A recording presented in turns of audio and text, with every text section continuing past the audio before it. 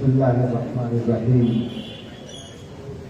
الحمد لله نحمده ونستعينه ونستغفره ونؤمن به ونتوكل عليه ونعوذ بالله من شرور أنفسنا ومن سيئات أعمالنا. من يهده الله فلا مضل له ومن يضلله فلا هادي له. ونشهد أن لا إله إلا الله وحده لا شريك له. ونشهد أن سيدنا ومولانا محمدا عبده ورسوله صلى الله تعالى عليه وعلى آله وأصحابه وبارك وسلم تسليما كثيرا. أما بعد فأعوذ بالله من الشيطان الرجيم. بسم الله الرحمن الرحيم. إن الذين قالوا ربنا الله ثم استقاموا فلا خوف عليهم ولا هم يحزنون. صدق الله العظيم. عن سفيان بن عبد الله رضي الله عنه قال قلت يا رسول الله قل لي في الإسلام قولا لا أسأل عنه أحدا غيرك. قال قل آمنت بالله ثم استقم. أو كما قال عليه الصلاة والسلام. سبحان ربك رب العزة عما يصفون وسلام على المرسلين والحمد لله رب العالمين. اللهم صل على سيدنا محمد وعلى آل سيدنا محمد وبارك وسلم. اللهم صل على سيدنا محمد وعلى آل سيدنا محمد وبارك وسلم. اللهم صل على سيدنا محمد وعلى آل سيدنا محمد وبارك وسلم. تاریخ نے پوچھا اے لوگو یہ دنیا کس کی دنیا ہے؟ دنیا میں جو کچھ ہوا ہے اور جو ہونا چاہیے. تاریخ نے پوچھا اے لوگو یہ دنیا کس کی دنیا ہے؟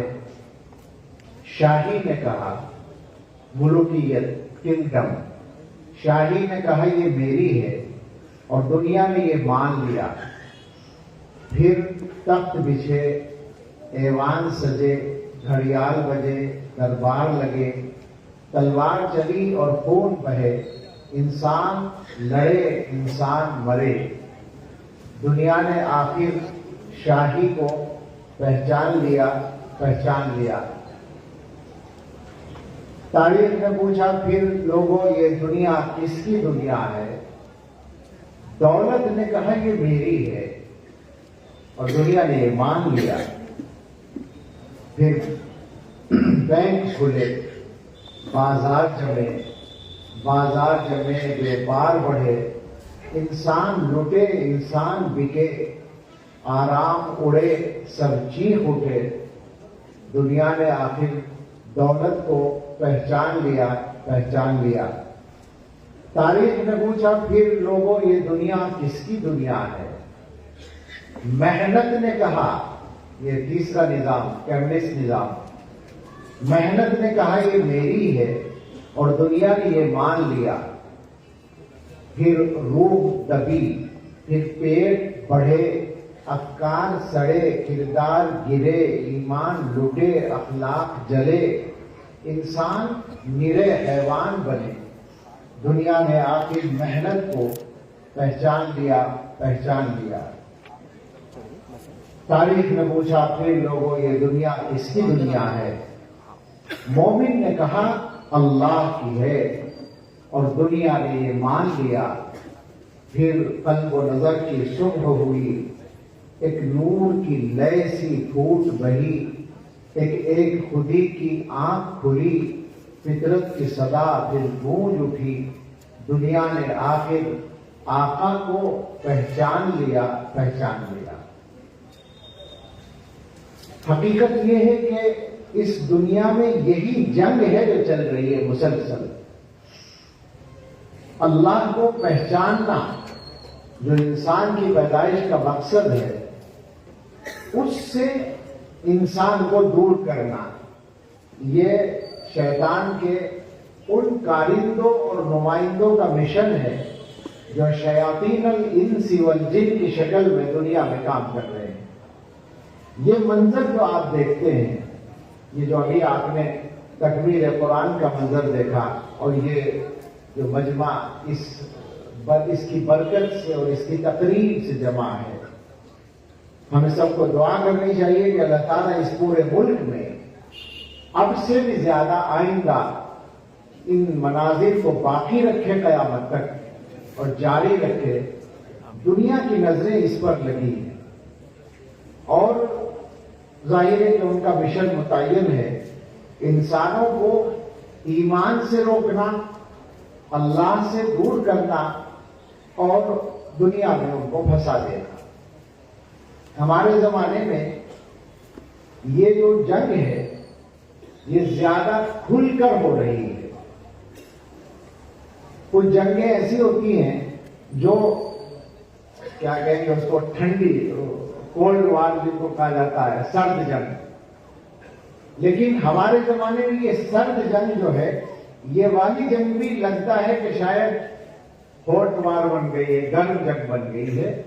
کھلم کھلا سب کچھ ہو رہا ہے اور انسانوں کو ایمان سے ہٹانے اور دور کرنے کے لیے جو طاقتیں کام کرتی ہیں، ان کو اپنے اس کام کے کرنے میں کوئی شرم رکاوٹ نہیں بن رہی ہے، بلکہ شاید وہ اس کو اپنا کارنامہ سمجھ کر انجام دینے کی کوشش کر رہے ہیں۔ اگر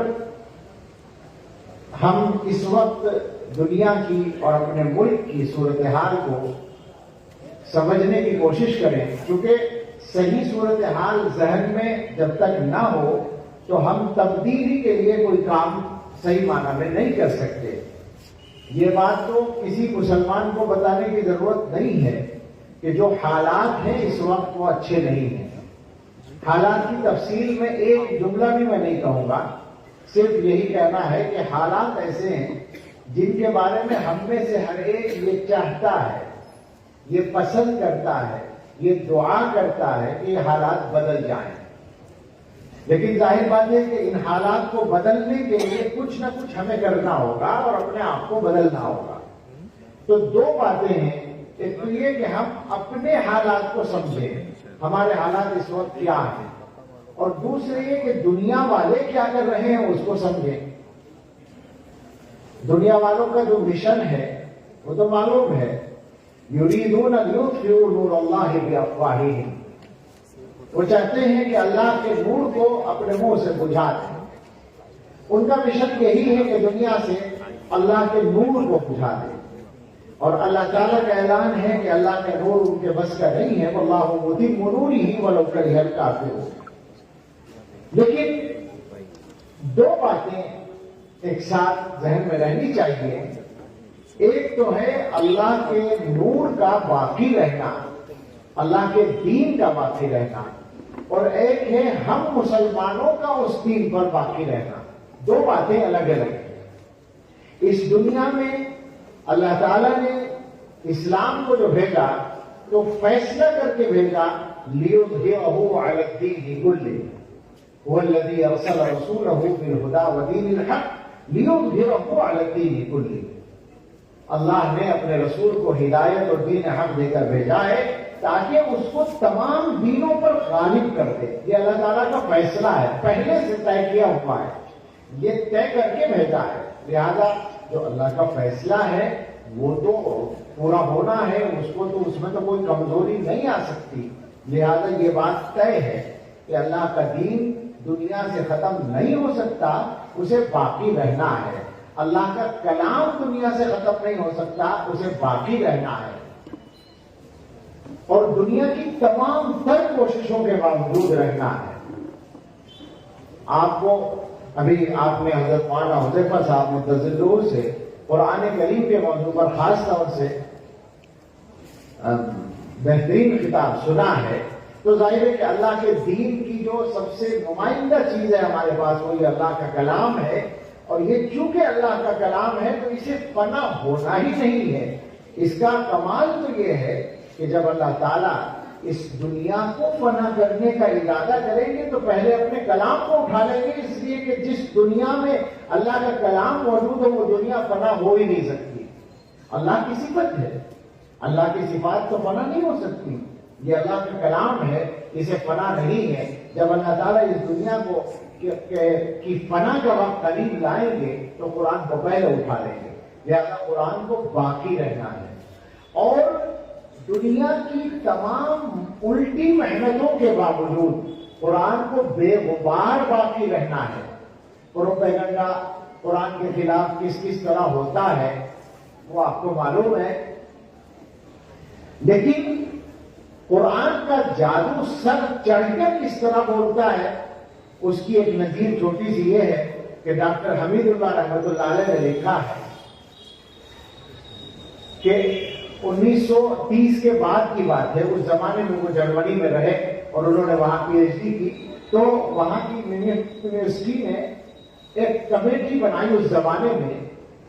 قرآن کریم دنیا میں جب سے چھپ رہا ہے، غالباً 14ویں صدی سے یا 15ویں صدی سے چھپ رہا ہے، تو جب سے چھاپنے کا سلسلہ شروع ہوا ہے اس وقت سے جہاں جہاں کا چھپا ہوا قرآن مل جائے اس کو تلاش کر کے جمع کیا جائے، ہر جگہ کا ایک نسخہ، اور پھر ان کا جائزہ لیا جائے۔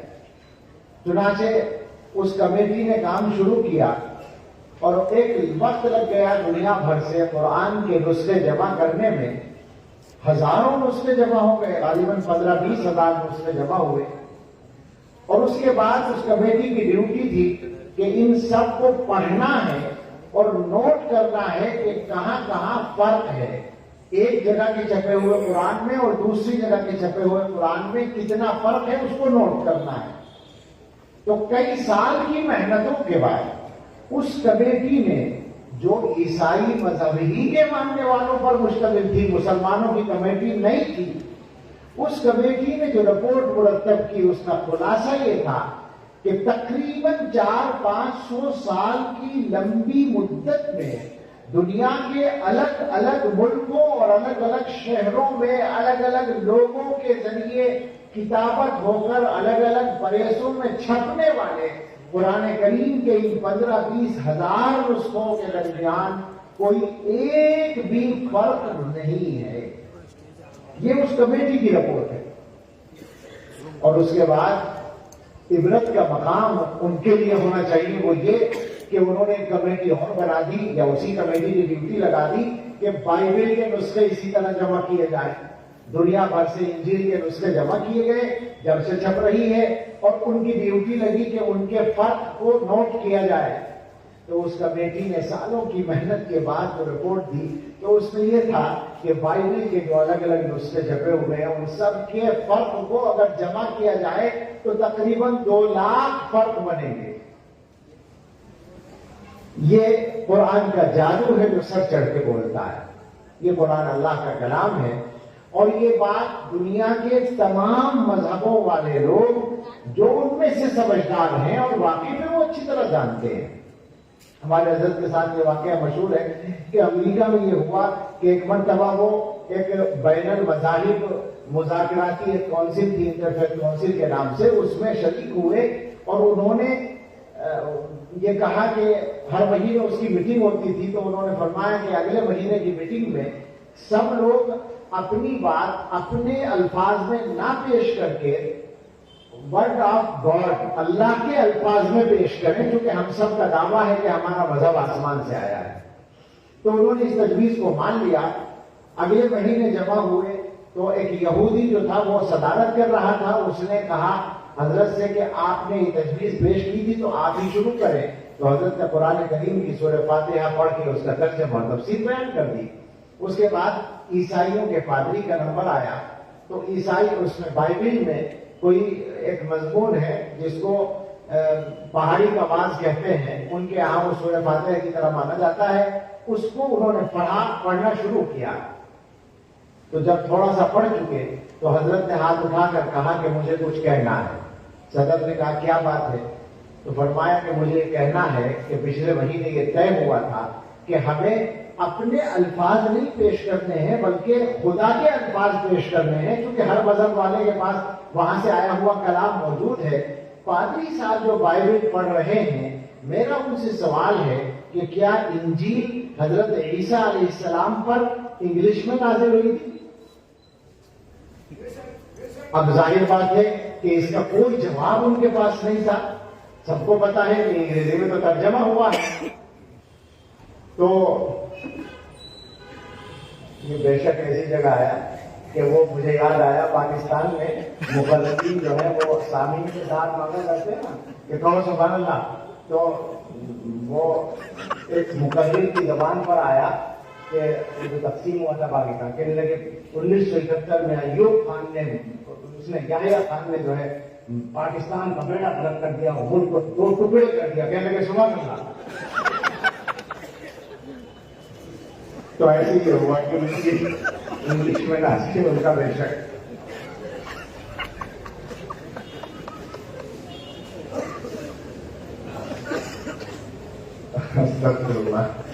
تو اب ظاہر ہے کہ سمجھ میں آ گئی ان کی بات. یہودی نے سوچا, وہ جو صدر تھا, کہ اب کہ میرا نمبر آئے گا, مجھے بھی کسی سے واسطہ پڑے گا. تو اس نے ہاتھ اٹھا کر کہا کہ دیکھیے اسی مرحلے پر ہم یہ بات تسلیم کرتے ہیں کہ دنیا میں اگر کوئی قوم یہ دعویٰ کرنے کی پوزیشن میں ہے کہ اس کے پاس خدا کے الفاظ محفوظ ہیں تو وہ صرف مسلمان ہیں جن کے پاس قرآن موجود ہے. اس کے علاوہ دنیا کی کوئی قوم یہ دعویٰ نہیں کر سکتی.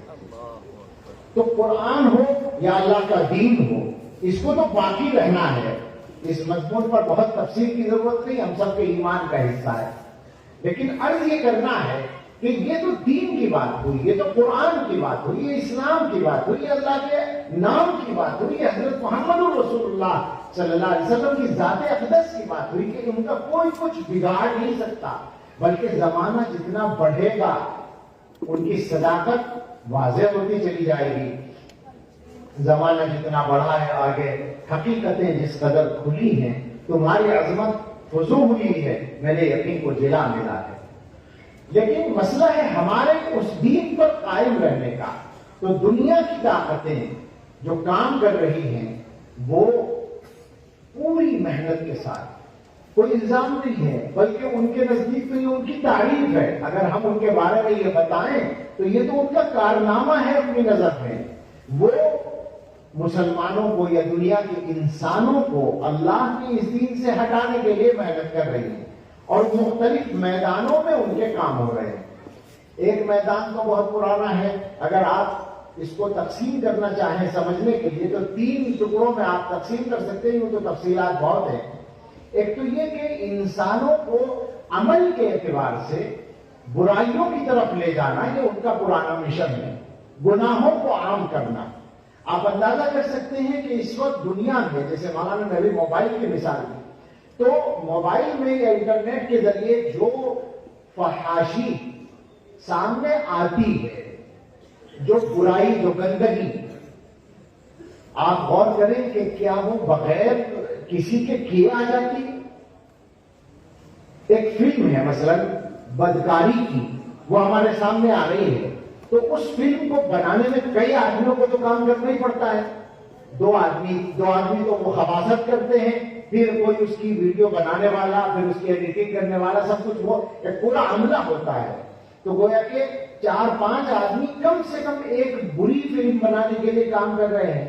اور میں نے یہ سنا ہے, میری معلومات تو بہت تھوڑی سی ہے, کہ دنیا میں اس وقت لاکھوں سائٹس ہیں نیٹ پر جو برائی کو پھیلا رہی ہیں.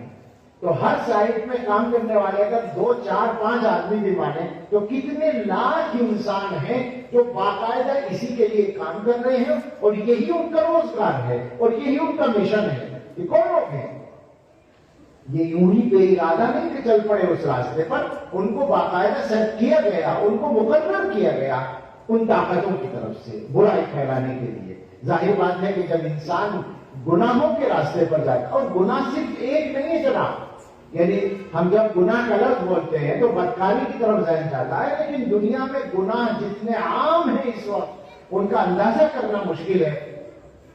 اور جب مسلمان کے تعلق سے بات ہوتی ہے تو پھر تو صورتحال بڑی خراب سامنے آتی ہے. میں اس موضوع کو یہیں سمیٹ دوں تو آسان ہوگا کہ ہمارے اس ملک کا اگر آپ جائزہ لیں تو جہاں تک میں جانتا ہوں، مجھے معلوم ہے، وہ یہ بات ہے کہ اس ملک میں نشہ کرنے والوں کی تعداد کا اوسط مسلمانوں میں زیادہ ہے غیروں سے۔ آبادی کے اعتبار سے نشہ کرنے والے مسلمان زیادہ ہیں، اور اس سے بڑھ کر ایک اور بدترین لعنت جو بالکل عام ہے اس وقت، وہ سودی قرضہ ہے۔ میں آپ سے اگر کہوں، چند سال پہلے یہ صورتحال سامنے آئی میوات کے علاقے سے۔ میوات کا علاقہ سیدھے سادے مسلمانوں کا علاقہ، حضرت مولانا الیاس صاحب رحمۃ اللہ علیہ کی محنت کا علاقہ، وہاں ٹارگیٹ کیا ان لوگوں نے، اور باقاعدہ اس علاقے میں ایک تنظیم بنا کر کھڑی کر دی گئی، سہگل شاید اس کا نام ہے، اس کا بڑا نیٹ ورک ہے۔ ہمارے پاس جب لوگ آئے تھے دیوبند میں 4 5 7 8 سال ہو گئے، اس وقت انہوں نے بتایا تھا کہ علاقے کی صورتحال بدل رہی ہے، وہ سودی قرضہ دیتے ہیں اور اس کے لیے ممبر عورتوں کو بناتے ہیں، اور میوات کا علاقہ جو 3 4 اضلاع پر مشتمل ہے، اس میں 5 لاکھ عورتیں ان کے سودی قرضے کی اسکیموں کی اب تک ممبر بن چکی ہیں۔ یہ انہوں نے اس وقت بتایا، ہم لوگ گئے وہاں دارالعلوم کی طرف سے، اور اس کے علاوہ اس کے بعد جب یہ بات سمجھ میں آئی تو میں آپ سے عرض کروں، بہت معمولی سا آدمی اور کوئی وہ نہیں ہے ایسی چیز، لیکن جانا جہاں پہ ہوتا ہے تو میں یہ پوچھتا ہوں لوگوں سے، اور میں اب بیٹھ کر یہ کہنے کی پوزیشن میں ہوں کہ ہندوستان کے شمال سے جنوب تک، یعنی بالکل کشمیر کے آخری کونے سے، اور ادھر بولا جاتا ہے نا اردو میں کشمیر سے کنیا کماری تک، تو کنیا کماری تو خاص جگہ، وہاں تو میں نہیں گیا مگر اس کے قریب تک تو گیا، تو کشمیر سے کیرلا تک، اور پھر ادھر مغرب میں گجرات اور مہاراشٹر سے لے کر ادھر آسام اور تریپورا اور جو ریاستیں وہاں تک، چھوٹے چھوٹے گاؤں میں بھی اگر جانا ہوا اور بڑے بڑے قصبوں اور شہروں میں بھی جانا ہوا، ہر جگہ پوچھا ہے لوگوں سے کہ یہاں کے مسلمان سودی قرضے میں تو مبتلا نہیں ہیں، تو کہیں پر نہیں میں جواب نہیں ملا۔ اور میں آپ سے پوچھوں، جی نہیں چاہتا، ڈر لگتا ہے پوچھتے ہوئے، اس لیے کہ کہیں سے بھی نہیں میں جواب نہیں ملتا۔ اور سودی قرضے دونوں طرح کے ہیں، بینکوں کا قرضہ بھی ہے اور یہ پرائیویٹ سوسائٹیوں کے قرضے ہیں، اور ان کی وجہ سے مجھے متعین طور پر، جذباتی بات نہیں ہے، سنی سنائی بات نہیں ہے، متعین طور پر ایسے واقعات معلوم ہیں جہاں قرضہ ادا نہ ہونے سے یا دیر ہونے کی وجہ سے عورتوں کی عزتیں لٹ رہی ہیں، مسلم عورتوں کی غیروں کے ہاتھ ہے۔ یہ سچی بات ہے، بالکل چھری چلتی ہے دل پر جب بولتے ہیں، لیکن کیا کریں، بتائے بغیر کام نہیں چل سکتا۔ یہ حالات ہمارے ہیں، اور اس کے علاوہ اور سماجی چیزوں کی طرف جائے، تفصیلات میں ان کی جانے کا موقع نہیں ہے۔ مجھے تو یہ عرض کرنا ہے کہ یہ ان کا جو ہمارے دشمن ہیں یا شیطان کے کارندے اور نمائندے ہیں، ان کی یہ محنتیں تو پہلے سے جاری ہیں۔ دوسری جو ان کی محنتیں ہیں وہ خاص طور سے 2 میدانوں میں اس وقت ہیں، دونوں کا تعلق عقیدے سے ہے۔ پہلا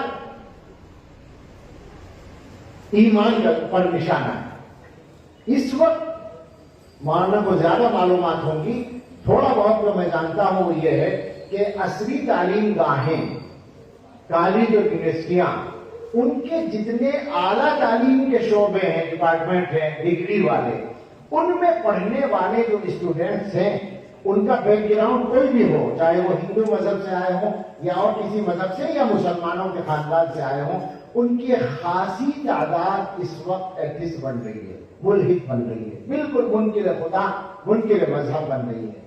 اور متعین طور پر میں حضرات علماء کو بتا سکتا ہوں، یہ بھی میرے علم میں ذاتی طور پر کچھ مثالیں ہیں کہ مدرسوں کے پڑھے ہوئے فضلاء بھی اس میں مبتلا ہوئے ہیں۔ کس میں؟ اللہ کا انکار کرنے میں، مذہب کا انکار کرنے میں۔ بات کہاں تک پہنچی ہے؟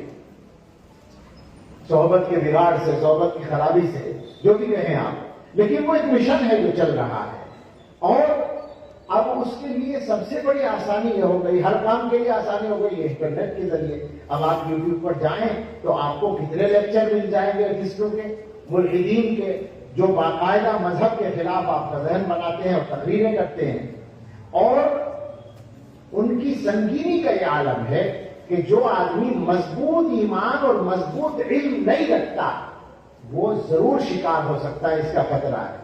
میں انگلش نہیں جانتا، میں نے عربی میں ایک موضوع اس کا دیکھا، میرے بچے نے کہا کہ ایک سلسلہ ہے، کئی سال پہلے کا تھا وہ، سؤال جری عربی زبان میں، اور اس کا چلانے والا جو تھا اس کا نام تھا الاخ رشید، اور وہ غیر رشید تھا، عیسائی بن گیا تھا، مسلمان کا بیٹا تھا۔ اس نے مشن بنایا تھا اسلام کے بارے میں شکوک و شبہات پیدا کرنے کو، تو ہر ہفتے غالباً اس کا سیریل آتا تھا، وہ ایک ایپیسوڈ آتا تھا اس کا، اور اس کی جب میں نے دیکھا تو 535 اس کے ایپیسوڈ نیٹ پر موجود تھے، اور نہایت شاندار، فصیح مگر سمجھی جانے والی عام فہم عربی زبان میں، جس کو ہر لڑکا عرب کا سمجھ لے۔ اور اس کا جو موضوع ہوتا تھا وہ کس طرح کا ہوتا تھا، 2-3 موضوع مجھے یاد ہے، وہ سناؤں میں آپ کو۔ مثلا ایک موضوع ہے ایک دن کا، حل القرآن کلام اللہ، کیا قرآن اللہ کا کلام ہے؟ یہ ایک سوال، عنوان۔ اب اس پر وہ تقریباً 1 گھنٹہ، 55 منٹ، 60 منٹ، 65 منٹ، 50 منٹ، لگ بھگ 1 گھنٹہ اوسطاً بات کرتا تھا، اور کتابیں سامنے رکھ کر، تفسیر کی کتابیں، سیرت کی کتابیں، تاریخ کی کتابیں، حدیث کی کتابیں، اور حوالے دکھا کر، اور اس کا پورا خلاصہ یہ کہ قرآن ایسی چیز نہیں ہے جس کو اللہ کا کلام کہا جا سکے، بے شک 100% اس کی بات غلط، لیکن بیان کا انداز ایسا تھا کہ اگر کسی آدمی کا ایمان ذرا بھی کمزور ہے اور علم اس کے پاس نہیں ہے تو وہ بہک سکتا ہے۔ ایک عنوان تھا حل محمد رسول اللہ صلی اللہ علیہ وسلم، کیا حضرت محمد صلی اللہ علیہ وسلم اللہ کے رسول ہیں؟ یہ عنوان، اور اس پر وہ 1 گھنٹہ محنت کر رہا ہے کہ دکھانے کے لیے کہ ان کی شخصیت نعوذ باللہ ایسی نہیں ہے کہ وہ اللہ کے رسول ہیں۔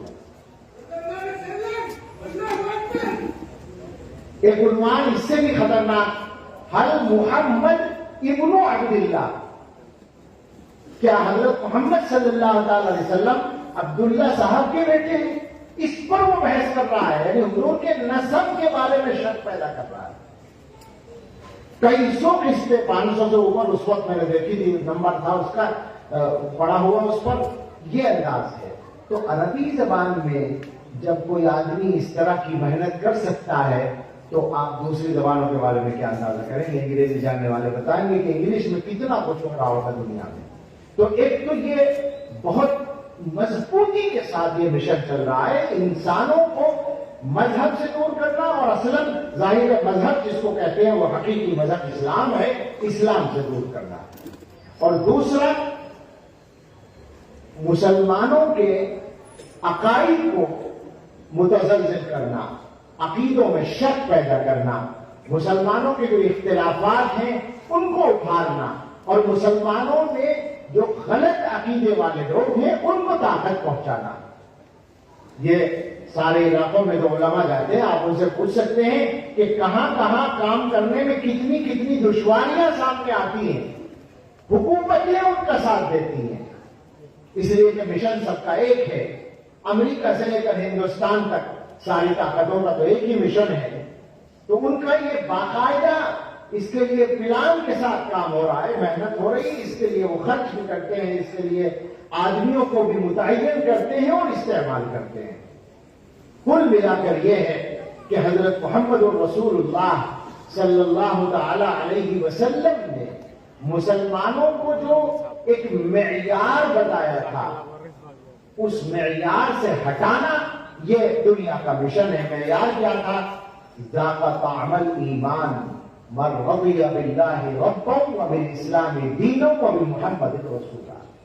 معیار یہ ہے کہ ایمان کا ذائقہ وہ آدمی چکھ لے گا جو اللہ کو رب مانے پورے اطمینان کے ساتھ، اسلام کو اپنا دین مانے پورے اطمینان کے ساتھ، اور حضرت محمد رسول اللہ صلی اللہ تعالی علیہ وسلم کو اپنا رسول مانے پورے اطمینان کے ساتھ۔ یہ جو اطمینان کی کیفیت ہے، یہ جو رضا کی کیفیت ہے، یہ جو مضبوط یقین کی کیفیت ہے، آج اس پر بہت زیادہ توجہ کی ضرورت ہے۔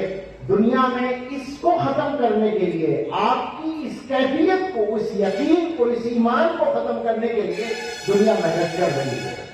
اور ایسا نہ سمجھیں کہ دنیا کی محنتوں سے کوئی نقصان نہیں ہوتا. اس میں اللہ تعالیٰ کے بارے میں اگر کوئی بات کرنے لگے کہ مثال کے طور پر تم اللہ کو مانتے ہو؟ ہاں مانتے ہیں. کبھی اللہ کو دیکھا ہے؟ کیسے مانتے ہو؟ اب آدمی سوچنے لگا کہ ہاں واقعی اللہ کو دیکھا تو نہیں ہے. اس کا مطلب یہ ہے کہ کمزوری پائی جاتی ہے. سوچنے کا کیا مطلب ہے؟ فوراً اس کو یہ کہنا چاہیے کہ دیکھا ہو یا نہ دیکھا ہو میں اللہ کو مانتا ہوں. یہ ٹھیک ہے، ہو سکتا ہے کہ میں تم سے بحث نہ کر سکوں، مگر میرا یقین ہے کہ میرا رب موجود ہے اور اس کا وجود یقینی ہے اور وہ وحدہ لا شریک ہے. یہ مسلمان کے ایمان کا تقاضا ہے. ہم نے اپنے اساتذہ سے ایک لطیفہ سنا تھا کہ جنگل میں ایک آدمی ہل چلا رہا تھا، زمین جوتنے کے لیے ہل کہتے ہیں یہاں بھی، ہل چلا رہا تھا.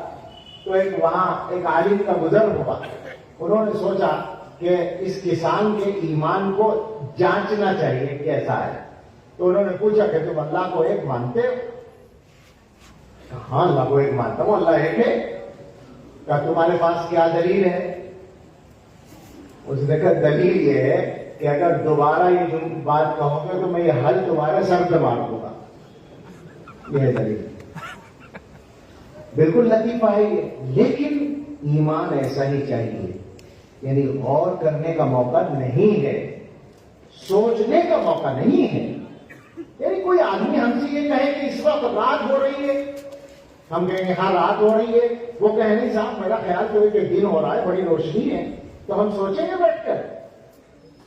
سوچیے ذرا. کوئی آدمی یہ کہے کہ تم فلاں کے بیٹے ہو، اپنے ابا کے بیٹے ہو، کہا ہاں اپنے ابا کے بیٹے ہیں، کہ میرا خیال تو ہے کہ تم اپنے باپ کے بیٹے نہیں ہو. تو کیا سوچیں گے بیٹھ کر؟ کیا مطلب ہے اس کا؟ ایک آدمی یہ کہے کہ تم اللہ کو مانتے ہو، کیا دلیل ہے؟ یہ سوچنے کا موضوع نہیں ہے، یہ رضا کا موضوع ہے، یہ اطمینان کا موضوع ہے، یہ دل کے یقین کا موضوع ہے. تو میں کہہ رہا تھا کہ نقصان ہوتا ہے، ان کی کوششوں سے نقصان ہوتا ہے جب آدمی سوچنے لگتا ہے. حضرت مولانا عبد الباجد علی آبادی رحمۃ اللہ علیہ کو جن لوگوں نے پڑھا ہے وہ جانتے ہیں کہ ان کی زندگی میں نوجوانی میں ایک زمانہ آیا تھا جب وہ بھی الحاد کی طرف چلے گئے تھے. تو ظاہر ہے کہ ایک دن میں کوئی مسلمان ملحد نہیں بنتا، آہستہ آہستہ بنتا ہے. اس زمانے کی کیفیت انہوں نے بعد میں جو بیان کی ہے اس میں ایک بات انہوں نے لکھی ہے کہ میرا وہ زمانہ جب چل رہا تھا، 17-18 سال کی عمر کی، فلسفہ پڑھ لیا تھا زیادہ. تو اسی زمانے میں امریکہ سے ایک رسالہ آیا، اس میں نعوذ باللہ ہمارے آقا سید الاولین والآخرین رحمت للعالمین صلی اللہ تعالی علیہ وسلم کا ایک فوٹو بنایا گیا تھا. اور فوٹو کا انداز یعنی چہرے کا انداز ایسا تھا جیسے کوئی بڑا غصہ ور اور متکبر قسم کا آدمی ہو جس کے ہاتھ میں تلوار ہے، اور اس کے نیچے حضور کا نام لکھا ہوا تھا، فرضی تاریخ. تو مولانا نے یہ لکھا ہے کہ شکوک و شبہات اور ایمان کی کمزوری تو پہلے ہو چکی تھی، رہی صحیح کسر اس تصویر نے پوری کر دی. یعنی ایمان اور ڈاؤن ہو گیا. اس سے پتہ چلتا ہے کہ جس طبقے کا بھی ایمان کمزور ہو ان کے اوپر ان دشمنوں کی یہ محنتیں کارگر ہوتی ہیں، نقصان ہوتا ہے، اور وہ اپنی محنتوں کی، اپنی کوششوں کے سلسلے میں کامیاب ہوتے ہیں. اسی لیے وہ کر رہے ہیں، مسلسل محنتیں کر رہے ہیں. تو حقیقت یہ ہے میرے بزرگوں کہ دنیا میں یہ جو لڑائی ہے حق اور باطل کی، اس لڑائی میں مسئلہ اسلام کا یا قرآن کا یا حضور علیہ الصلوۃ والسلام کی شخصیت کا نہیں ہے، مسئلہ ہمارے ایمان کا ہے، مسئلہ ہمارے دین کا ہے. ہمارے ایمان اور دین پر قائم رہنے کے لیے جو ہم سب کے کرنے کا کام ہے وہ یہ ہے کہ ہم 2-3 باتوں کو اچھی طرح سے سمجھ لیں. بنیادی بات یہ ہے کہ ہمارا دین پرانا ہے، نیا نہیں ہے. ہمارے زمانے میں کچھ جدت پسند لوگ کھڑے ہوئے، ہمیشہ ہوتے آئے ہیں. آج کل ذرا زیادہ شور مچانے کا موقع مل گیا ہے اسی انٹرنیٹ کی وجہ سے. تو ان کا سب سے پہلا نشانہ یہ ہوتا ہے کہ مسلمانوں کو بہکاتے ہیں علماء کے خلاف، اور وہ علماء سے ان کو بدگمان کرتے ہیں اور اس طرح کی باتیں کرتے ہیں کہ دیکھو یہ بات تمہیں علماء نہیں بتائیں گے، علماء تم سے یہ بات چھپاتے ہیں، ہم بتا رہے ہیں۔ یہاں سے ان کا مشن شروع ہوتا ہے اور اس کے بعد آہستہ آہستہ عقیدے لوگوں کے خراب ہوتے ہیں۔ میں نام لینا نہیں چاہ رہا ہوں اس وقت یہاں پر کیونکہ موضوع ادھر ہی چلا جاتا ہے، لیکن آپ سمجھ رہے ہوں گے کہ اس طرح کے کام کرنے والے جتنے بھی لوگ ہیں ان کا پہلا ٹارگیٹ یہی ہوتا ہے کہ علماء سے کاٹا جائے۔ کیوں؟ علماء کسی برادری کا نام تو ہے نہیں۔ سچی بات یہ ہے کہ علماء تو عالم تو ہر اس آدمی کا نام ہے جو دین کا علم صحیح طور پر حاصل کر لے، اور ہماری طرف سے علماء کی طرف سے کسی بھی مسلمان پر عالم بننے کی کوئی پابندی نہیں ہے۔ اللہ اکبر، پابندی کیا ہوگی؟ ہم تو مدرسے کھول کے اس کے لیے بیٹھے، یہ مدرسے جو کھلے ہوئے وہ کاہے کے لیے؟ اسی لیے تو ہے کہ لوگ آ کر عالم بنے، لوگ آ کر قرآن کا علم حاصل کریں۔ بہت بڑا پرانا الزام ہے ہم لوگوں پر کہ قرآن کو سکھانا نہیں چاہتے، یہ قرآن کو چھپانا چاہتے ہیں۔ سبحان اللہ! یعنی جس کام کے لیے ساری زندگیاں لوگوں نے قربان کر دی اور مدرسے اسی کام کے لیے چل گئے، اس کو کہا جا رہا ہے کہ یہ قرآن نہیں سکھانا چاہتے، سمجھانا نہیں چاہتے۔ ایک کام ہے، بہرحال ایک بات ہے، ہم یہ ضرور چاہتے ہیں کہ قرآن سیکھے بغیر آپ قرآن کے بارے میں بات نہ کریں، یہ تو ہم چاہتے ہیں، لیکن سیکھنے پر کوئی پابندی ہماری طرف سے نہیں۔ ہماری دعوت ہے آپ آئیں اور قرآن کو سیکھیں، الفاظ کو بھی سیکھیں، معانی کو بھی سیکھیں، مگر علماء سے سیکھیں۔ بات کیا ہے؟ ہمارا جو دین ہے، میں کہہ رہا تھا ہمارا دین پرانا ہے۔ ہمارے زمانے میں گڑبڑ کیا ہوئی ہے کہ یہ جو دور ہے سائنس کا دور ہے، اور سائنس میں اور مذہب میں، یعنی کہیں اسلام میں ایک مزاج کا بنیادی فرق ہے، بلکہ اس کے ڈھانچے ہی کا فرق ہے۔ وہ یہ ہے کہ سائنس کی بنیاد ہے تجربے اور مشاہدے پر۔ ایک سائنسدان محنت کرتا ہے، مشاہدہ کرتا ہے کائنات کا اور تمام چیزوں کا، کچھ چیزوں کے تجربے کرتا ہے، اور پھر ایک مدت کی محنت کے بعد وہ ایک نتیجے تک پہنچتا ہے۔ تو ظاہر بات ہے جس چیز کا تعلق تجربے سے ہے اور مشاہدے سے ہے، تو جتنا مشاہدہ آگے بڑھے گا، جتنا تجربہ آگے بڑھے گا، وہ چیز ترقی کرے گی اور اس میں نئی بات اچھی ہوگی پرانی بات کے مقابلے میں۔ سائنسدانوں نے 100 برس پہلے جو نظریات قائم کیے تھے، میرا سبجیکٹ سائنس بھی نہیں اس لیے میں مثالیں تو نہیں دے سکتا بصیرت کے ساتھ، لیکن اصولی بات کہہ سکتا ہوں کہ سائنسدانوں نے 19ویں صدی میں جو نظریات قائم کیے گئے، کیا آج 21ویں صدی میں وہ سارے نظریات باقی ہیں؟ کیا بہت سارے نظریے بدل نہیں گئے ہیں؟ کیوں بدلے ہیں؟ اس لیے کہ بعد میں آنے والے سائنسدانوں کی محنت نے پرانے سائنسدانوں کی محنت بھی ان کے سامنے ہے اور مزید انہوں نے آگے محنت کی ہے، تو وہ ایک نئی بات تک پہنچ گئے۔ تو سائنس میں ہر نئی بات پرانی کے مقابلے میں زیادہ صحیح مانی جاتی ہے۔ اب ہمارے زمانے کا نوجوان بیچارہ وہ اسکول میں، کالج میں، یونیورسٹی میں سائنس پڑھ کے نکلتا ہے تو وہ مذہب پر ہی چولا فٹ کر دیتا ہے، حالانکہ اسلام کی بنیاد وحی پر ہے اور وحی کا سلسلہ 1450 برس پہلے بند ہو گیا، لہذا اسلام میں ہر وہ بات جو پرانی ہے وہ صحیح ہوگی، نئی بات غلط ہوگی جو اسلام اصول سے ہٹ کر ہو۔ اس کو ذرا سا سمجھ لیں گے تو بات سمجھنا آسان ہوگا۔ اب آپ سمجھ سکتے ہیں کہ علماء کی کیا اہمیت ہے اور مدرسوں کی کیا اہمیت ہے۔ علماء کی اہمیت یہ ہے کہ اللہ تعالیٰ نے سورہ فاتحہ میں تعلیم دی ہے، اہدنا الصراط المستقیم۔ روزانہ دعا مانگو، ایک بار نہیں، 2 بار نہیں، 10 مرتبہ، 20 مرتبہ، 50 مرتبہ۔ اللہ میاں کو پتا تھا یہ سورت قرآن کی نمازوں میں پڑھی جائے گی، ہر مسلمان پڑھے گا جو بھی نماز پڑھے گا۔ اب یہ کہنا پڑتا ہے کہ جو بھی نماز پڑھے گا، اس لیے کہ ہر مسلمان نماز نہیں پڑھتا، ہر مسلمان قرآن نہیں پڑھتا۔ عجیب حالات سے ہم لوگ گزر رہے ہیں، عجیب مشکلات ہیں۔ یہ نماز کی بات آئی تو میں نہیں چاہتا، قرآن کی بات تو ہمارا کہہ چکے ہیں۔ میرا اندازہ یہ ہے کہ تقریباً نماز اور قرآن دونوں کا اوسط مسلمانوں میں لگ بھگ برابر سا ہے، مسلمانوں کی اکثریت بے نمازی بھی ہے اور مسلمانوں کی اکثریت قرآن سے بھی دور ہے، یعنی قرآن پڑھا ہوا بھی نہیں ہے، لفظوں کا پڑھنا، الفاظ قرآن کا پڑھنا بھی نہیں جانتی مسلمانوں کی اکثریت۔ عجیب و غریب صورتحال سے ہم گزر رہے ہیں، اللہ ہمیں ہدایت دے دے اور صحیح راستے پر قائم کر دے۔ بہرحال اہدنا الصراط المستقیم اللہ نے سورہ فاتحہ میں نازل کی، اللہ ہمیں سیدھا راستہ عطا فرما۔ روزانہ مانگو اللہ سے، دعا تو اتنی ہی ہے اصل، اہدنا الصراط المستقیم، لیکن آگے بڑھا دیا صراط الذین انعمت علیہم غیر المغضوب علیہم ولا الضالین۔ اللہ سے آئیوا سے، یہ بالکل بڑا موقع ہے۔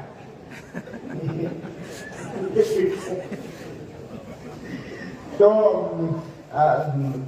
سیدھا راستہ اللہ سے مانگو، مگر اس کی پہچان سمجھ لو۔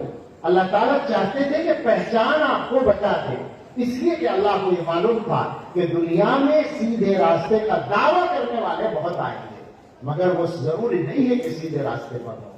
آپ ذرا غور کریں، حدیثوں میں کچھ لوگوں کا ذکر کیا گیا ہے کہ وہ قرآن بھی پڑھیں گے اور نمازیں ایسی شاندار کہ تحقرون صلاتکم من صلاتہم وصیامکم من صیامہم، تم اپنی نمازوں کو ان کی نمازوں کے آگے اور اپنے روزوں کو ان کے روزوں کے آگے حقیر سمجھو گے۔ قرآن بھی پڑھیں گے مگر قرآن ان کے حلق سے نیچے نہیں اترے گا۔ یبرقون من الدین کما یبرق السهم من الرمیہ، وہ دین سے اس طرح نکل جائیں گے جیسے تیر شکار سے نکلتا ہے۔ ایسے لوگ امت میں ہوں گے۔ خوارج پیدا ہوئے، پہلی صدیوں میں رہے اور اب دوبارہ پھر بڑھ رہے ہیں۔ اس زمانے میں عجیب بات ہو گئی ہمارے حصے میں کہا کرتا ہوں مولانا کہ ہم کمزوروں کے حصے میں بڑا نازک وقت آیا ہے، فتنے پرانے فتنے دوبارہ زندہ ہو کے آ رہے ہیں۔ یہ جو خوارج کا فتنہ ہے دوبارہ طاقت کے ساتھ آ رہا ہے اور قرآن کے نام سے آ رہا ہے۔ بنیادی طور پر یہ جو اہل قرآن کا فرقہ ہے ختم ہو گیا تھا، تقریباً ختم تھا، لیکن اب دوبارہ زور پکڑ رہا ہے۔ رجوع الی قرآن کے نام پر دھوکہ دیا جا رہا ہے، قرآن کی طرف آنا اس کے ساتھ دھوکہ دیا جا رہا ہے کہ قرآن، حضور نے پہلے ہی بتا دیا تھا کہ یوشک رجل شبعان متکئا علی اریکتہ یقول حسبنا کتاب اللہ، ایک وقت ایسا آئے گا کہ ایک آدمی مسیری پر یا آرام کرسی پر بیٹھا ہوگا، پیٹ بھرا ہوا، اور کہے گا ہمارے لیے اللہ کی کتاب کافی ہے اور کسی چیز کی ضرورت نہیں۔ قرآن کو مانتے ہیں اور حدیث کا انکار کرتے ہیں، عجیب بات ہے۔ حالانکہ قرآن حدیث کے بغیر مانا ہی نہیں جا سکتا۔ قرآن اللہ کا کلام ہے، یہ تو حدیث سے ہی پتہ چلا ہے۔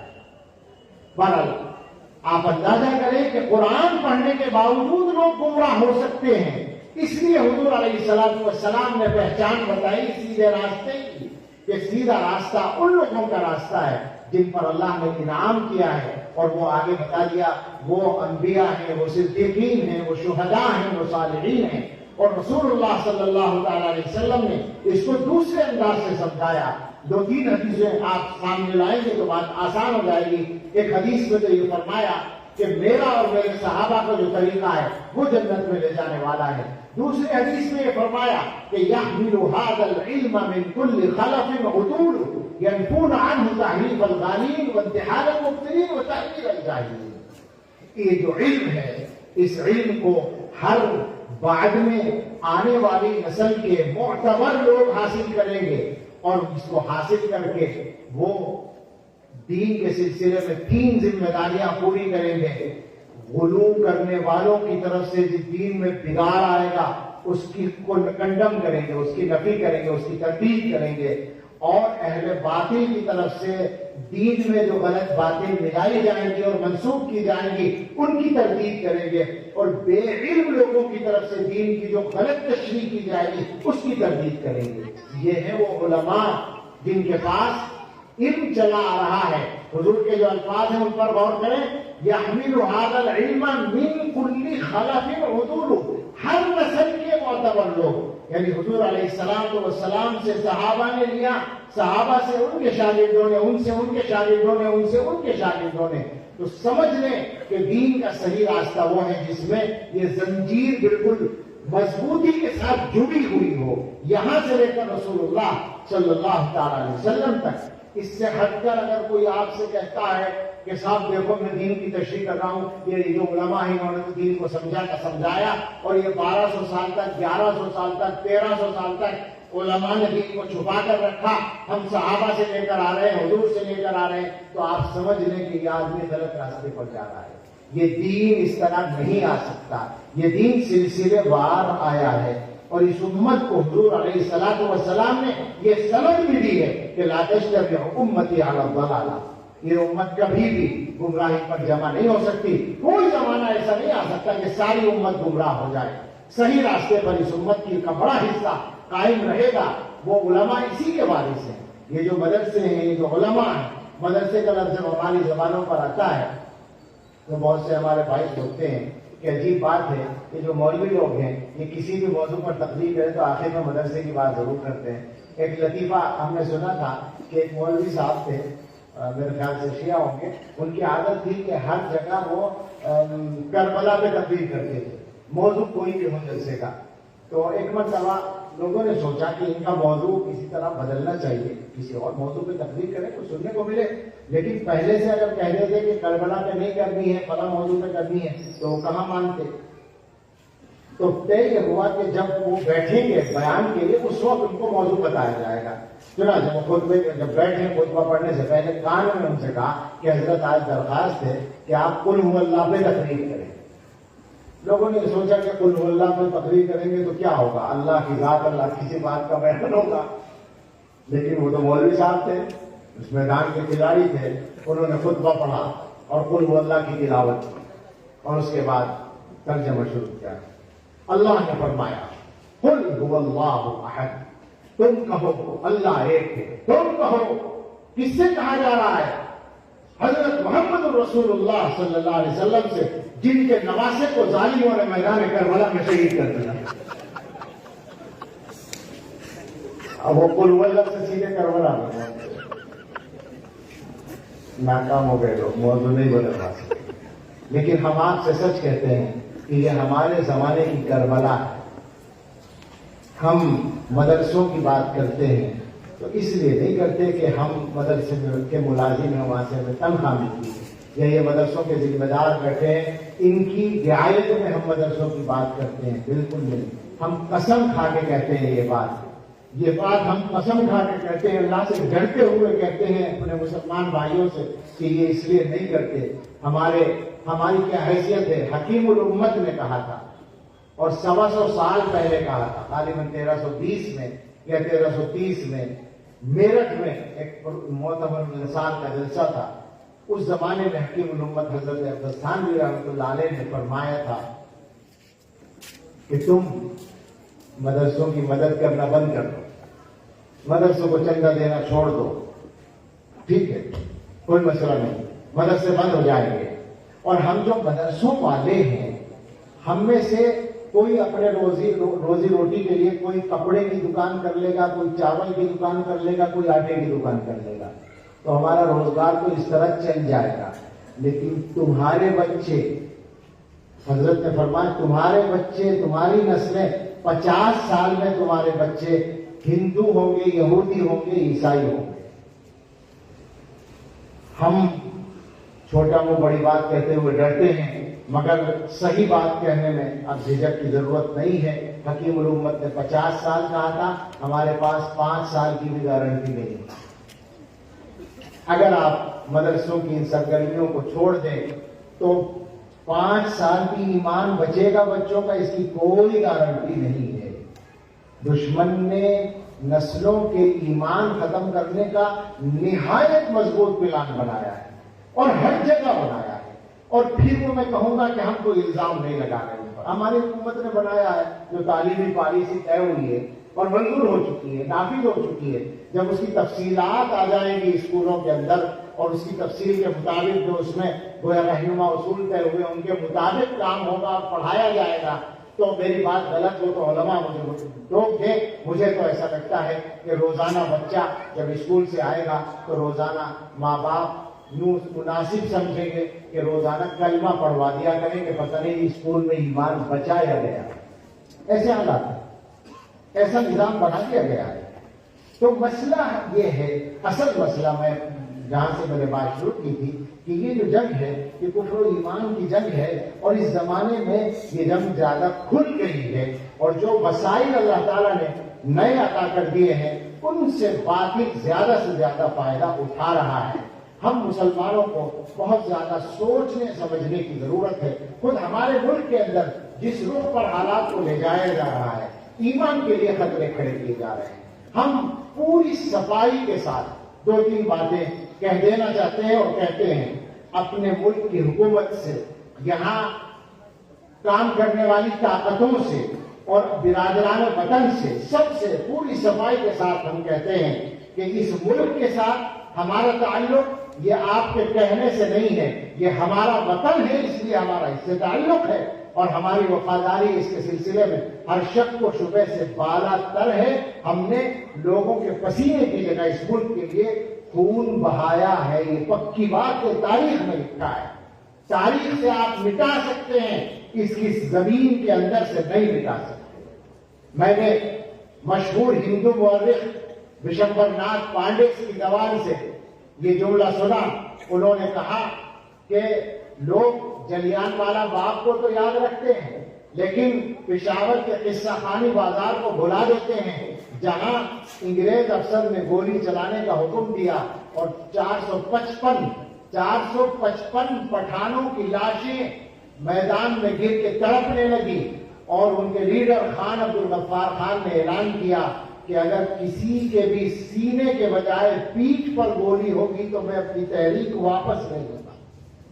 ہم نے اس طرح اس ملک کے لیے قربانی دی ہے، تو آپ پریشان نہ ہوں، ہم اس ملک کو نقصان پہنچانے والے نہیں ہیں، ہم اس ملک کے غدار نہیں ہیں، اور ہم تو بالکل صفائی سے کہتے ہیں کہ جو ملک کا دشمن ہو، آپ ہو سکتا ہے فرق کریں، ہم فرق کرنے کو تیار نہیں ہیں مذہب کے اعتبار سے۔ ملک کے دشمنوں کے ساتھ برابر معاملہ ہونا چاہیے، انصاف ہونا چاہیے، ملک کی حفاظت ہونی چاہیے، مگر دوسری بات ہمیں آپ سے بہت صفائی سے یہ کہنی ہے کہ ملک سے وفاداری کا یہ مطلب نہیں ہے کہ ہم اپنے ایمان اور دین کے سلسلے میں تھوڑا سا بھی سمجھوتا کر لیں۔ آپ مطمئن رہیں، ہم جتنے پکے مسلمان ہوں گے اتنا ہی زیادہ اس ملک کے لیے بہترین ثابت ہوں گے، مفید ثابت ہوں گے۔ ہمیں آپ ہمارے دین سے ہٹانے کی کوشش نہ کریں، نہ کوئی لالچ دے کر، نہ کوئی دباؤ ڈال کر، نہ کسی خوف میں مبتلا کر۔ ہم اپنے بھائیوں سے یہی کہیں گے، اپنے مسلمان بھائیوں سے، کہ آپ اس بات کو اچھی طرح سے سمجھ لیں کہ ایمان یہ اصل دولت ہے۔ ایمان کے علاوہ ہمارے پاس کوئی ایسی چیز نہیں ہے جو دوسروں کے پاس نہ ہو۔ ایمان ہی اگر خطرے میں پڑ جائے گا تو ہمارے پاس بچے گا کیا؟ دنیا کی طاقت ادھر سے ادھر ہو جائے اور دنیا کی ساری دولت قدموں میں ڈھیر ہو جائے تو بھی ایمان کے سلسلے میں سمجھوتا کرنے کی کوئی گنجائش نہیں ہے۔ جو حالات ہیں ان میں ہمیں حکمت سے، ہوشیاری سے، دانائی سے کام کرنے کی ضرورت ہے، مگر ایمان پر مضبوطی سے قائم رہنا ہے، بغیر کسی خوف کے قائم رہنا ہے، بغیر کسی تکلف کے قائم رہنا ہے۔ اور اس کے لیے ضرورت ہے کہ ہم اپنے علماء سے اپنا رشتہ مضبوط کریں، بزرگوں سے اور اللہ والوں سے اپنا تعلق قائم کریں۔ جو بات میں نے درمیان میں کہی تھی، اللہ کے رسول صلی اللہ علیہ وسلم نے جس ایمان کے معیار کی نشاندہی فرمائی ہے کہ اطمینان کی کیفیت حاصل ہو، ہمارے بزرگوں نے، صوفیاء نے، مشائخ نے اپنی کتابوں میں، میں اسی پر اپنی بات ختم کر رہا ہوں، اپنی کتابوں میں یقین کے 3 درجے بیان کر رکھے ہیں جو آپ سب جانتے ہیں: عین الیقین، علم الیقین اور حق الیقین۔ سب سے نیچے علم الیقین ہے، جاننا۔ ہر آدمی، ہر مسلمان جانتا ہے لا الہ الا اللہ محمد رسول اللہ، لیکن یہ یقین کا ایک درجہ ہے۔ دوسرا درجہ ایسا ہے جیسے آنکھوں دیکھی کوئی چیز۔ حضرت حاجی امداد اللہ مہاجر مکی رحمۃ اللہ علیہ نے مثال دے رکھی ہے کہ لوہا آگ میں پڑا ہوا ہے، ہمیں معلوم ہے آگ کا کام جلانا ہے، یہ علم الیقین ہے۔ ہم نے لوہے کو آگ میں تپتے ہوئے دیکھا تو عین الیقین ہو گیا، آنکھوں سے دیکھ لیا۔ اور لوہے پر جو کیفیت گزر رہی ہے وہ حق الیقین ہے۔ اگر لوہے سے کوئی پوچھے کہ کیا آگ جلاتی ہے تو وہ کہے گا جناب میں تو خود ہی آگ بن گیا ہوں، مجھے کیا بتا رہے ہو کہ آگ جلاتی ہے یا پوچھتے ہو مجھ سے۔ یہ حق الیقین ہے، یعنی کیفیت گزر جائے اس کا نام حق الیقین ہے۔ یہ تینوں الفاظ قرآن کریم میں استعمال ہوئے ہیں۔ اور ہمارے حضرت نے ایک مثال دے رکھی ہے آسان سی، ہمارے زمانے کی فہم کے مطابق۔ وہ کہتے ہیں آپ اپنے گھر میں گئے، اپنے گھر والوں سے کہا چائے چاہیے، آپ کی اہلیہ چائے لینے گئی، آپ کو یقین ہے کہ جو چائے آئے گی وہ گرم ہوگی، ہمارے یہاں گرم چائے پی جاتی ہے، تو یہ علم الیقین ہے۔ چائے آئی، بھاپ نکلتے ہوئے دیکھی تو یہ علم الیقین ہو گیا، آنکھوں سے دیکھ لیا، پھر ہونٹوں سے لگایا تو یہ حق الیقین ہو گیا کہ چائے گرم ہے۔ لیکن آپ ذرا اسی مثال میں سمجھ لیں کہ جس وقت علم الیقین تھا، چائے سامنے نہیں آئی تھی، صرف علم تھا کہ گرم چائے آئے گی، اس وقت میں اگر کوئی آپ کے اس یقین کو ختم کرنا چاہے تو ختم کر سکتا ہے یا نہیں؟ آپ غور کریں، آپ کا بیٹا آ کر کہتا ہے کہ امی کی طبیعت ٹھیک نہیں ہے، وہ آپ کے لیے چائے رکھی ہوئی تھی وہی اٹھا کے لا رہی ہیں، گرم چائے نہیں لا رہی، ٹھنڈی چائے لے کر آ رہی ہیں، تو آپ کیا کریں گے؟ یقین کر لیں گے کہ بیٹا صحیح کہہ رہا ہوگا۔ وہ جو یقین تھا کہ چائے گرم آنے والی ہے، وہ یقین ختم ہو گیا۔ لیکن جب چائے سامنے آ گئی اور بھاپ اٹھتے ہوئے دیکھی، اب اگر بیٹا کہے چائے ٹھنڈی ہے تو آپ کہیں گے نہیں، تو بھاپ اٹھ رہی ہے، ٹھنڈی نہیں ہے، گرم ہے۔ پھر بھی ہو سکتا ہے کہ حرارت میں کچھ کمی ہو، لیکن جب ہونٹوں سے لگا کر پتا چلے گا کہ خوب گرم ہے، تو اب چاہے 100 آدمی کھڑے ہو کر کہیں کہ چائے ٹھنڈی ہے، آپ کہیں گے چکھ رہا ہوں میں، تمہیں کیا خبر ہے؟ تو حضرت محمد رسول اللہ صلی اللہ تعالی علیہ وسلم نے جو لفظ بولا ہے وہ ذائقہ کا عمل ایمان کا ہے۔ ایمان کا ذائقہ چکھنے گا وہ آدمی۔ بعض احادیثوں میں بعض احادیث میں ایمان کی حلاوت کا لفظ آیا ہے، اور محدثین نے، عاشق رسول محدثین نے بحث کر رکھی ہے کہ ایمان کی جو مٹھاس ہے کیا واقعی منہ میں محسوس ہوتی ہے مٹھائی کی طرح سے، یا روحانی حلاوت ہوتی ہے؟ کہ قول یہ بھی ہے کہ منہ میں بھی اس کا ذائقہ محسوس ہوتا ہے، لیکن جو حقیقت ہے، جو عمومی بات ہے وہ یہی ہے کہ وہ دل کی ایک کیفیت کا نام ہے۔ تو ذائقہ چکھنے جیسی کیفیت حاصل کرنے کے لیے محنت کرنی پڑے گی اللہ والوں کے پاس جا کر، اور جس آدمی کو وہ ذائقہ مل جائے گا تو دنیا کی کوئی طاقت اس سے ایمان کو چھیننے میں کامیاب نہیں ہو سکے گی۔ یہی ہماری اصل منزل ہے، یہی مدرسوں کا مشن ہے، یہی سارے علماء کی محنتوں کا خلاصہ ہے، اور اسی پر ہم سب کو آنے کی ضرورت ہے۔ اللہ رب العزت ہمارے لیے یہ کام آسان فرمائے، اور ہمیں اور ہماری نسلوں کو اور ساری دنیا کے اہل ایمان کو کامل استقامت نصیب فرمائے۔ اللہ اس مدرسے کو اپنی بارگاہ میں، یہاں کی محنتوں کو، حضرت مولانا احسان الدین صاحب اور ان کے رفقا کی، ان کے عملے کی اور معاونین کی محنتوں کو اللہ قبول فرمائے۔ آمین۔ وآخر دعوانا ان الحمدللہ رب العالمین۔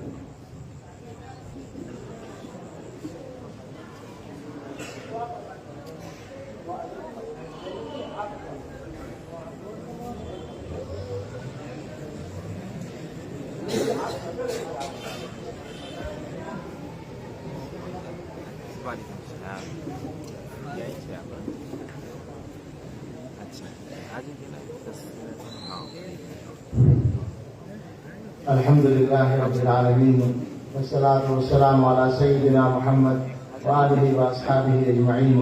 يا رب لك الحمد كما ينبغي لجلال وجهك وعظيم سلطانك۔ ربنا آتنا في الدنيا حسنة وفي الآخرة حسنة وقنا عذاب النار۔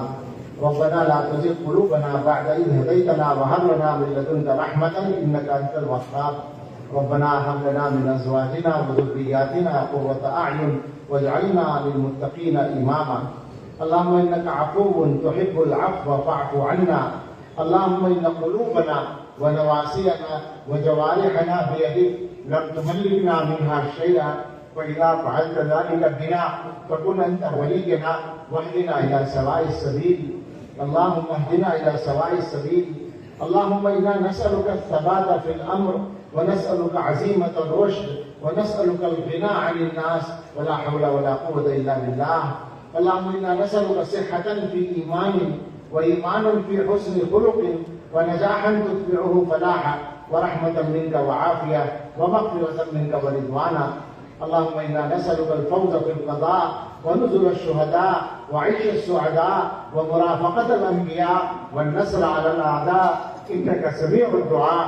اللهم إنا نعوذ بك من جهد البلاء ودرك الشقاء وسوء القضاء وشماتة الأعداء.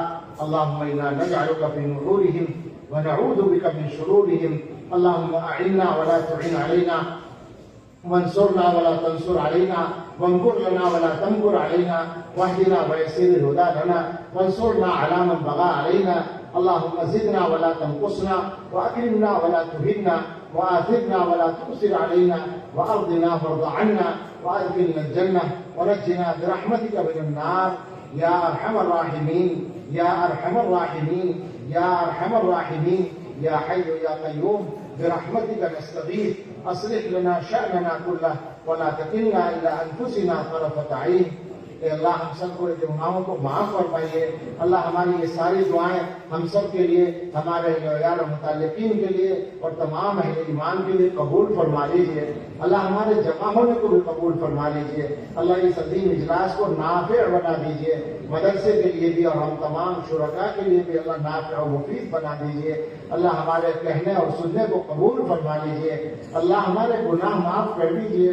اللہ ہم گناہوں میں لت پت ہیں اور توبہ کی طرف ہماری توجہ نہیں ہے.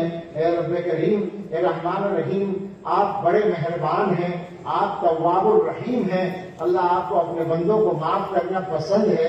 اللہ آپ کو آپ کی رحمت کا واسطہ، آپ کو آپ کی رحمت کی وسعت کا واسطہ ہمارے ساتھ خاص رحمت کا معاملہ فرما کر ہمیں سچی توبہ نصیب فرما دیجیے.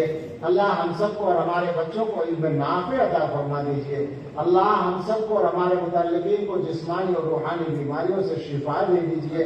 اللہ ہم میں جو لوگ قرضوں کے بوجھ میں دبے ہوئے ہیں، رب کریم ہم سب کے قرض، اللہ ہم سب کو قرضوں سے آسانی سے سرگزار فرما دیجیے. اللہ جو بے گھر ہیں انہیں آرام دہ گھر دے دیجیے. جو بے روزگار ہیں انہیں بابرکت حلال روزگار دے دیجیے. اللہ جو بے اولاد ہیں انہیں اچھی اولاد دے دیجیے. جو مقدموں میں الجھے ہوئے اللہ بری کر دیجیے. جو جیلوں میں بند ہیں رہائی دلا دیجیے. جن کے گھروں میں کوئی پریشانی اور الجھن ہے اللہ وہ دور فرما دیجیے. اللہ تمام دینی شعائر کی حفاظت فرمائیے. تمام اہل ایمان کی جان و مال کی، عزت و آبرو کی، گھر بار، آل اولاد، کاروبار کی حفاظت فرمائیے. اللہ تمام مساجد کی، مدارس کی، دعوت و تبلیغ کے کام کی، خانقاہوں کی حفاظت فرمائیے. دین کے تمام خدام کی حفاظت فرمائیے. اے رب کریم فلسطین میں اپنی خاص نصرت نازل فرما دیجیے. اللہ خاص مدد نازل فرما دیجیے. اللہ ہم سب کو اپنی آزمائشوں سے بچائے رکھیے اور ہر حال میں دین کامل پر استقامت عطا فرما دیجیے. اے اللہ ہم مسلمان اس وقت ایمان کے سلسلے میں آزمائش کا شکار ہیں. اے رب کریم ہمارے پاس ایمان کے علاوہ اور ہے کیا؟ اے اللہ ہم ایمان ہماری اصل دولت ہے. رب کریم ہمارے اور ہمارے بیوی بچوں کے، ہماری نسلوں کے، ہمارے تمام مسلمان بھائیوں کے ایمان کی حفاظت فرمائیے. اللہ ہم سب کو علم نافع عطا فرمائیے. اے اللہ اس مدرسے کو ترقی عطا فرمائیے. مولانا اور ان کے تمام رفقا کی محنتوں کو قبول فرمائیے. اے اللہ ہم سب کو اپنے اچھے بندوں میں شامل فرما دیجیے. اللہ ہمارے دلوں کی اچھی تمنائیں پوری فرما دیجیے. ہمارے والدین کے اساتذہ و مشائخ میں سے جو دنیا سے چلے گئے اور جو بھی اہل ایمان، اللہ سب کی مغفرت فرما دیجیے. ابھی میرے متعلق کا میرٹھ میں انتقال ہوا ہے، تھوڑی دیر پہلے ابھی یہاں خبر آئی. اللہ ان کی بھی مغفرت فرما دیجیے. اور جو ہمارے علماء، اساتذہ، مشائخ اور دین کے خدام حیات ہیں، اللہ ان کو صحت و عافیت کے ساتھ عمر میں برکت عطا فرمائیے. اے اللہ ہم سب سے راضی ہو جائیے. اے اللہ ہم سب کے لیے اور ہمارے متعلقین اور ساری امت کے لیے آنے والے وقت کو گزرے وقت سے بہتر بنا دیجیے اور سب سے بہتر ہم سب کے آخری وقت کو بنا دیجیے. اللہم انا نسألک خیر المسألة وخیر الدعاء وخیر النجاح وخیر العمل وخیر الثواب وخیر الحیاة وخیر الممات انك على كل شيء قدير. ربنا تقبل منا انك انت السميع العليم وتب علينا انك انت التواب الرحيم. وصلى الله على سيدنا محمد وآله وأصحابه أجمعين برحمتك يا أرحم الراحمين.